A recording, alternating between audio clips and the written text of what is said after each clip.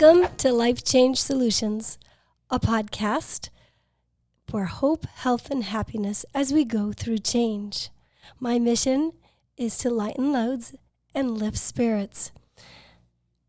And I hope that we can do that today. As you can tell, my voice is a little raspy. I was going for the sexy sound. I think it just comes across as having a cold. So anyway, whatever you wish this voice to sound like, just imagine it sounding sexy, because that's what I'm going for. I'm so excited about this podcast because I've gotten some really good comments and questions. And so I'm going to start out the new year with sharing some of these. One was from a comment from Miguel, and she said, "Thank you for sharing your light." That is the biggest compliment that I can possibly have, because that to me is so important, that people can feel the light and energy, and that I have that. Because I don't think sometimes we always have that, and we're going to talk a little bit more about that, because the second comment has to do with feeling that energy or vibes. And the question that the listener had was, how do you determine when someone has a positive vibe, or you're feeling that? I guess in one of the podcasts we talked about being attracted to people and having positive people in our lives. And how do you determine that? And so these are such great questions. I really like that a lot. And it's something we're going to delve into a little bit today as we approach the new year. So normally on the new year, as a personal trainer, the number one resolution that I get is I want to lose weight. So while I think that's an admirable goal, what I think is more important is to not just lose weight, but to become healthy in the whole 5 areas of health. Now, that comes to my third question that someone asked me about. They looked at my bio and saw that I define myself as a wellness consultant versus a personal trainer or a dietitian or nutritionist or a coach. And what is the difference between a personal trainer, dietitian, and a wellness coach? And a great question, by the way. And do you need certifications for those? So there are certifications out there for all of them. The one you absolutely do need a certification for, and if you're hiring a personal trainer, you want to make sure that they do have a certification. The same goes along with a dietitian or nutritionist. You really want to make sure they have some type of a legit certification. Now, there's a whole myriad of other coaches out there, life coaches, wellness coaches. I've heard of various different ones. And there's a myriad of different schools that will give you a certification for particular coaching methods. So depending on what you're looking for, those can be absolutely fabulous, or they might not be exactly what you need. What I do, because I have a mental health training and in social work, a clinical mental health training, is I define myself as a consultant versus a coach. A coach doesn't necessarily have that background or that clinical experience. And so with that in mind, I integrate both therapy and mind-body medicine, plus my background in fitness and nutrition, encompassing the 5 areas of wellness, which are mental, physical, spiritual, social, and, of course I'm on the spot, mental, physical, emotional, spiritual, physical, and social. And so when I'm consulting with a client, the first thing I'm going to ask is about their family life, what's going on in their lives, because that's going to affect their health, their well-being, their weight. There is so many aspects of their life. So whatever's going on, are you stressed at work? So I go over all of those areas, and we cover all of them, and for overall well-being. And I will, depending on the person, we will consult together what is the best way to go about getting them to where they want to be, to accomplishing and becoming who they want to be. And that's what the podcast is going to be about today. As we approach the new year and set goals for ourselves, to perhaps set that goal of those 5 areas of wellness: the mental, the emotional, the physical, the spiritual, and the social. Because it's all integrated. And if we can combine them and really focus on those, maybe having goals in each of those areas for overall wellness versus I just want to lose weight. I think that you're going to find that this year will be a fabulous year. And hopefully in this podcast, I can give you some ideas and ways that you can do that. One thing that comes to my mind is as we talk about light and energy and how we feel it, that has more to do with the mental and spiritual aspects of our life.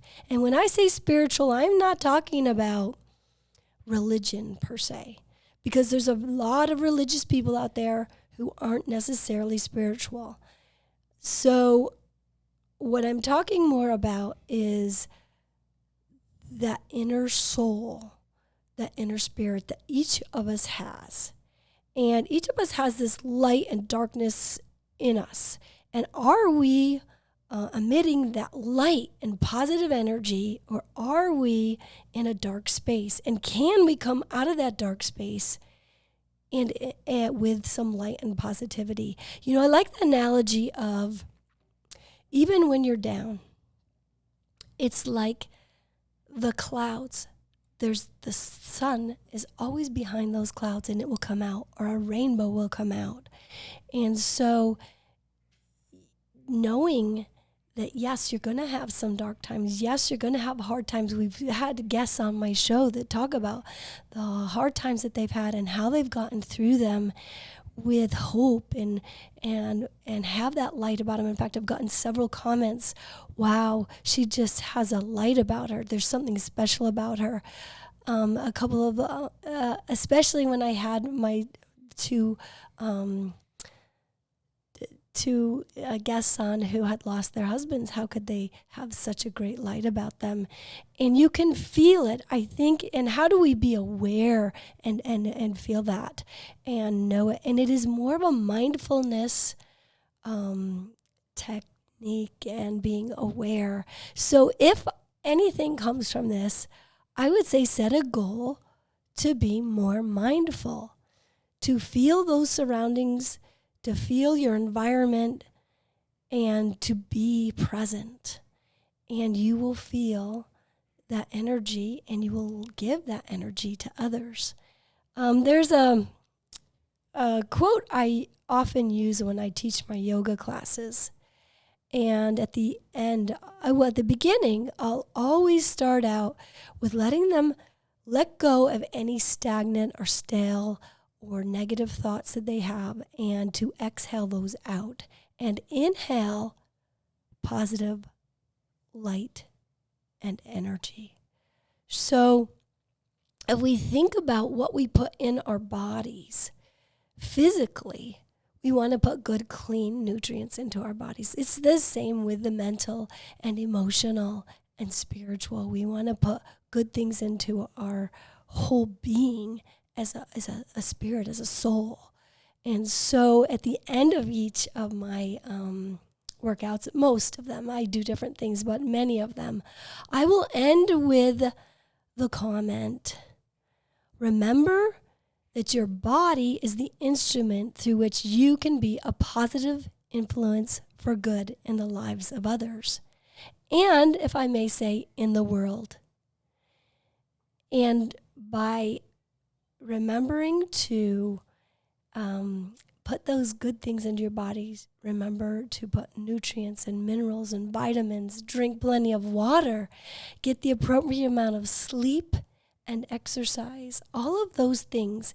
And I was thinking today, I mentioned all these physical things, but I need to start adding and also bring those good things into your mind and into your spirit.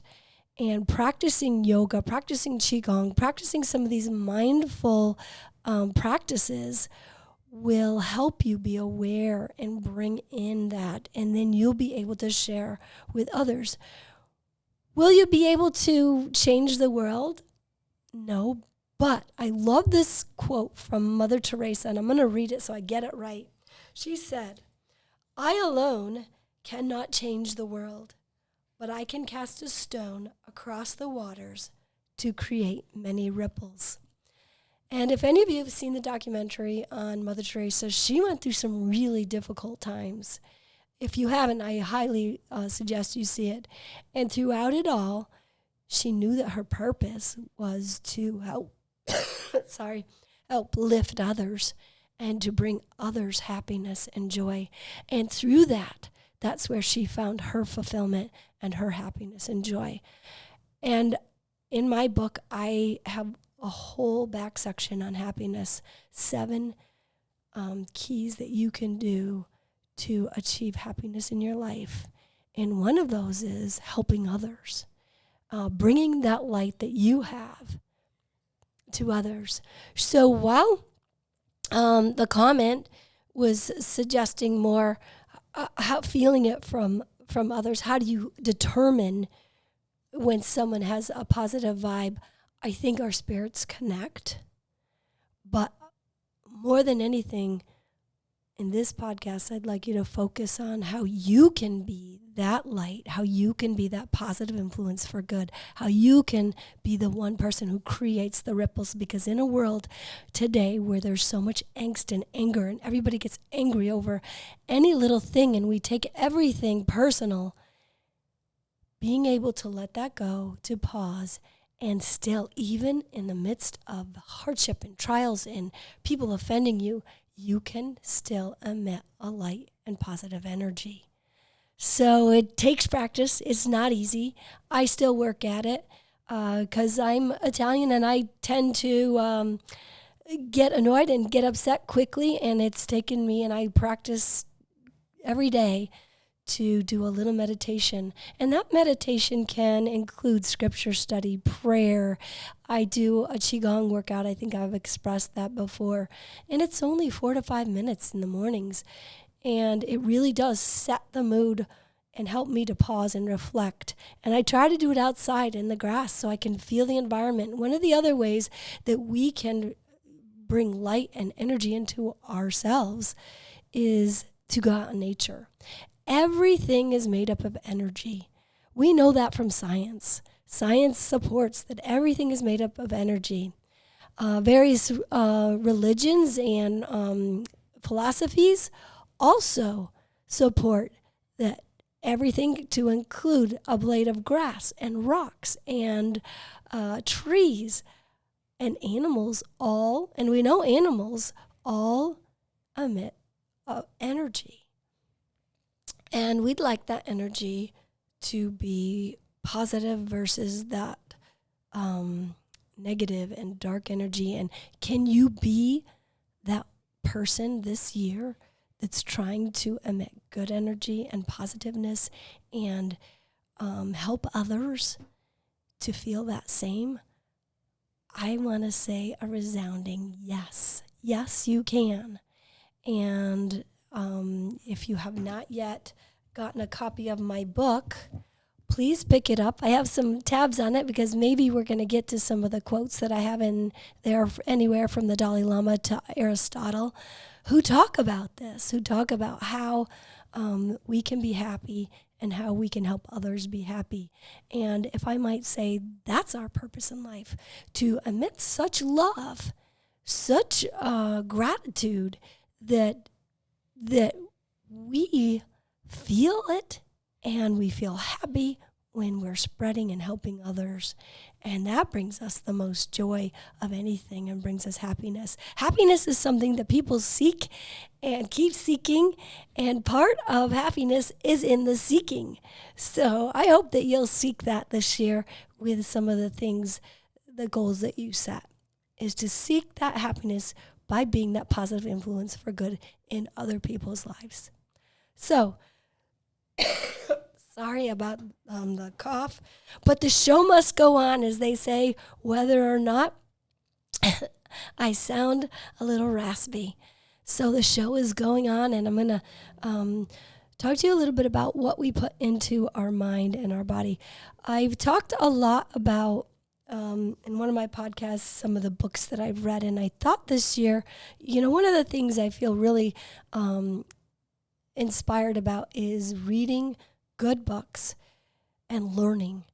We can give so much more back to the world when we're educated and we learn and we are able to share with others that knowledge. I went back to school for that very reason. I wanted to know what makes people tick. How can I help them? And if I don't understand how they tick, then I can't really help them. So learning those processes and how to help people has been incredibly beneficial, incredibly challenging for me. But as I said in my podcast about me, those challenging times can bring us great rewards. And I will always be thankful that I did go back to school and learn so much. But I also continue to learn from books. So I brought some books today to share with you and to put on your list of possibly books you would read this year. And I'm going to read a quote or two from some of my favorites. I didn't bring all of them, but I brought some of my favorites that if you haven't read them, I hope that you'll take a chance and read them and let me know what you think. One of them I mentioned with my podcast with Bob Cherry. If it doesn't come out before this episode, it will come out after. And that book is called Love by Leo Bucaglia, What Life is All About. And truly, I believe that is what life is all about. It's the connections, and I talked about this with Ariel, those connections that we make are an aspect of love. If we love ourselves, we emit that love to others. And I want to read a little thing about that Leo has to say. He says, I'd like to relate with you about some of the ways in which I think we can be reinforcing, non-melting, gorgeous, tender, loving human beings. First of all, the loving individual has to care about himself. And one of the things in my book I talk about is self-care. So Leo Bucaglia also talks about the importance of self-care. He says this is number one. And I don't mean an ego trip. I'm talking about somebody who really cares about himself, who says everything is filtered through me, and so the greater I am, the more I have to give. The greater knowledge I have, the more I'm going to have to give. The greater understanding I have, the greater is my ability to teach others and to make myself the most fantastic, the most beautiful, the most wondrous, the most tender human being in the world. I want to go on and read one more thing that he has to say because this is just beautiful. He says, what we think is less than what we know. What we know is less than what we love. What we love is so much less than what there is. And to this precise extent, we are much less than what we are.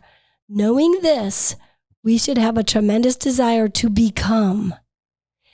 If all of life is directed toward the process of becoming, of growing, of seeing, of feeling, of touching, of smelling, there won't be a boring second. He says, I scream at my students, think of what you are and all the fantastic potential of you. So this year, as you're setting goals, this is a great book. Think of the potential of you and what you have to offer and give back to the world. There's several other books that I'm going to share with you with a few comments and some with no comments. If you have not read The Book of Joy by the Dalai Lama and Archbishop Desmond Tutu, great book. Awesome. I loved it. It will just inspire and give you hope and really good insight about how to have joy in your life and bring joy to others. Another great book I love is You Can Be Happy No Matter What. This book is great. You can see when I read, I put tabs in, I highlight, I write notes on the side. It's as if I was studying for a class, and I feel like I learn more, and I resonates more with me, and I'm able to retain that knowledge a little bit better. The second, another book which I have recommended to many of my clients is called The Four Agreements. Great book, very short, really good insights. The one I'm going to share with you today, because I'm finding that even myself, we tend to take things personally. And his second agreement is don't take anything personally. Whatever happens around you, don't take it personally. And he goes on to explain why a lot of times when people are offending us or saying stuff to us, it's them that has the issue. It's not what they're saying to you. So as I've mentioned before, take a pause before reacting, and then be proactive in your response versus reactive. And that does take a lot of mindfulness and awareness to step back and say, is this about me or is this about the other person? And how can I make this not a confrontational situation? How can I make this a positive interaction? And I know that you can. I know that it can happen. I've experienced it in my life when I have had the awareness and have practiced mindfulness. Another book, a little bit different, is How Adam Smith Can Change Your Life, An Unexpected Guide to Human Nature and Happiness. I love this book. As I will reiterate again and again in my podcast about me, I said this, so important to have at least one friend. And this is what he says about that. The mind, therefore, is rarely so disturbed, but that the company of a friend will restore it to some degree of tranquility and sedateness. And I've definitely had that in my life, but this is a great book as well to put on your list for this year of reading. And then this is more of a spiritual book. I know it's a big, thick book, but as you can see, I have dog-eared this, highlighted this, gone back and read it twice. Love this book. She talks more about spirituality versus religion and the difference and how to become more spiritual and to understand and feel that positive energy and be able to give it as well. One of the things that I learned, I study a lot of different practices, and one of the things I recently was studying, I took a course online and then I took an in-person course on the Kabbalah, and I loved how they talk about everyone has light and darkness, and sometimes that darkness is so strong that it takes a lot for that light to come out. But as we have those positive interactions with others who bring that positivity, we can bring that light out. The instructor used the analogy of a dark room. And no matter what, when you turn a flashlight on in that dark room, it lights up the room. And I believe that's how each of us can be, no matter what our circumstances are. And you will see and have seen many of my guests who have been in pretty dark situations and pretty hard ones, have lost children. I will never forget a family who was so wonderful to me after my divorce. I was actually, and just an example of this, I was actually the president of a women's organization for my church. It's not something I volunteered for. It's not something I wanted. It was something that I was asked to do. And in our church, we are given these callings. We believe that they are called from or inspired. So I was asked to be this really sidey president in my church, which was over the women. It's the largest organization of women in the world, by the way. And I was just over my congregation. And at that time, I also I was going through a divorce. When I started, I wasn't, but then I went to my bishop and I said, hey, I'm not sure you want to keep me in as the president. I'm going to go through a divorce. And I was sure they would ask someone else to be the president at that time. And he did not. He said, no, I feel inspired that you need to be in this calling still. And I was, and it was the best thing for me because instead of just thinking about myself, I had to go out and serve all these women. And there were 2 women who to this day, I will never forget. They were a light to me. One of them had cancer. She was in stage 4 of cancer, was so ill. I didn't think she was going to make it. She lived another 5 years. And then the other had it was just an unforeseen, all of a sudden she got the sickness and she couldn't move. And every time I went in to visit, I came out more lifted than I think I brought them. I was trying to bring a positive message and just a visit, but they brought me more joy and lifted my spirits. So I know that by serving and helping others, even when we're going through hard times, it can really bring you joy and being that positive influence for good by being that help for others. I talked about that in my podcast at Christmas time, Light the World, Be a Light. And I believe so strongly you can be that light. Now, real quick, I want to go over some of the stuff in my book. And please remember, my book will be discounted on Amazon only for the month of January, and it will be a big discount. So now's the time to pick up the book in the month of January because I want it to get out there for all of you who want to make changes or who are going through hard changes in their life. I want to make it available at the beginning of the year as you set these New Year's resolutions. And I'm going to cover just a few quotes from the back chapter, which is on happiness. I think you'll appreciate them, and hopefully it will inspire you to want to be that positive influence and to find happiness and bring happiness to others. So I have 7 guides to happiness. The first guide is be grateful. The second is help others. I've talked a lot about that today. The third is practice forgiveness. That's a hard one, but so rewarding. Then the fourth is have a purpose.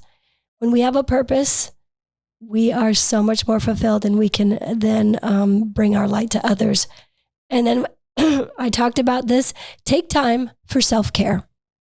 So important to take that time, whether it's a bath, whether it's going for a walk or a run or talking with a friend, take that time.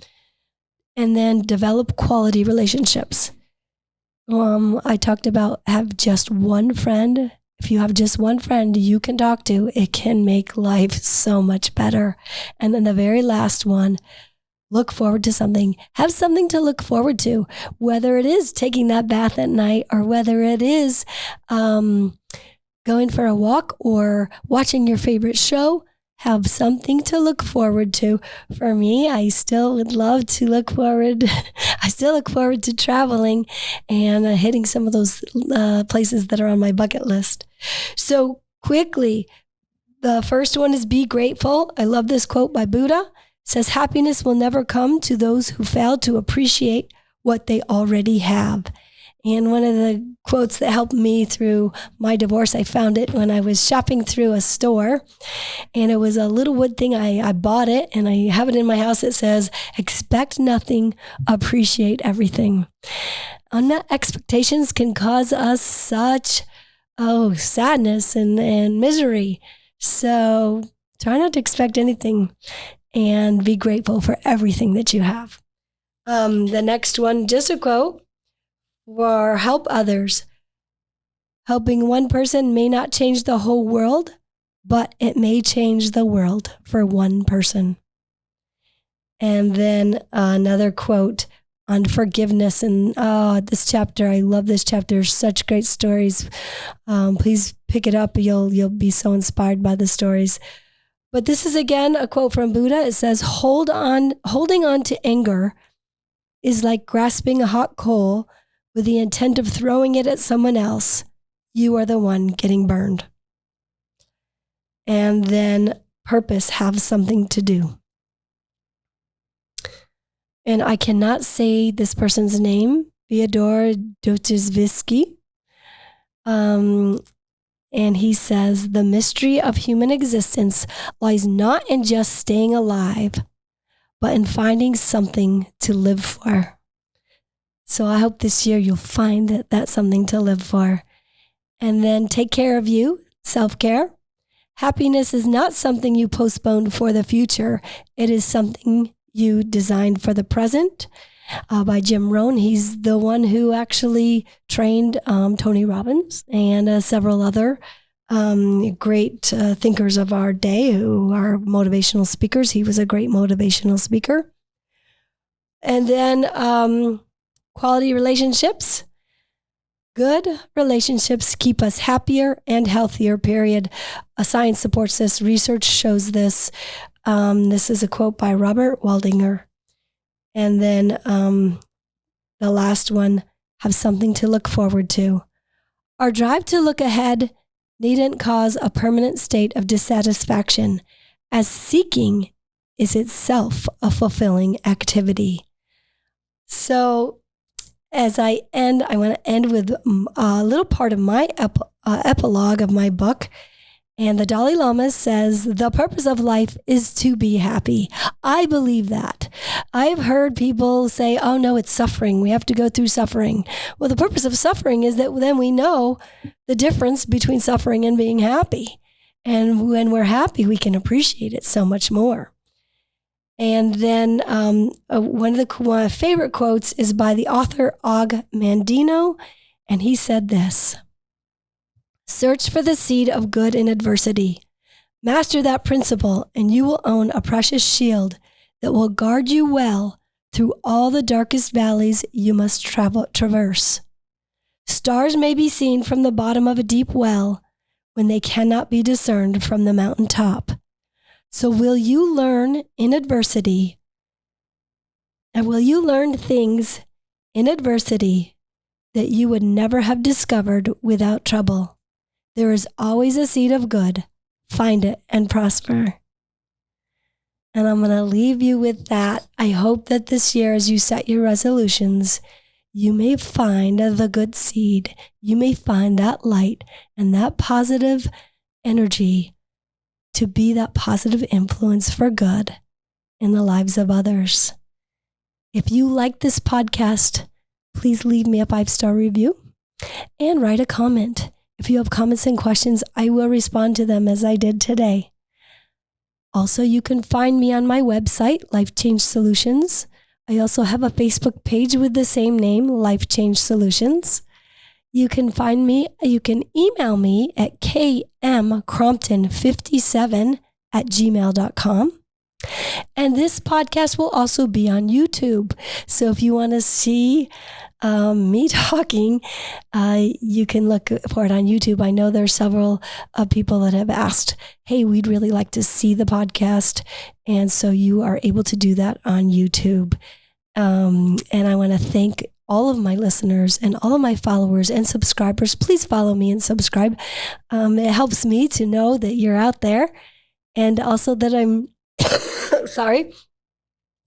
I am hopefully being a positive influence for good in your life. That is my goal, to lift spirits, lighten loads, and bring hope, health, and happiness as you go through change.